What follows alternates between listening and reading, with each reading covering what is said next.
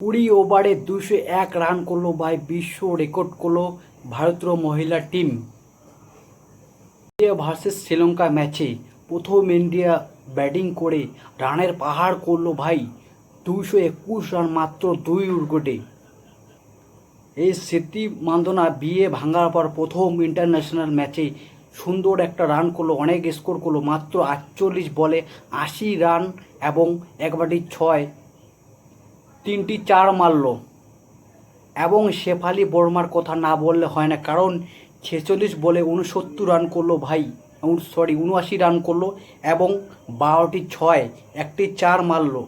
আর বাংলার আমার পশ্চিমবাংলার রেশা ঘোষ ভাই কি বলবো, উইকেট কিপার 16 বলে 40 রান করলো এবং 4টি 4, 4টি 6 এবং 3টি 4 মারলো এই রেশা ঘোষ। আর হরমনপ্রীত কৌর ভাই আমাদের ক্যাপ্টেন, ইন্ডিয়ার ক্যাপ্টেন, 10 বলে 16 রান করলো ভাই, বিশাল একটা রানের পাহাড় করলো ভাই। এই মেয়েরা এত ফর্মে আছে, 74 নাম্বার ম্যাচ, এটাও ফাইনালি মেয়েরা কিন্তু জিতে যাবে।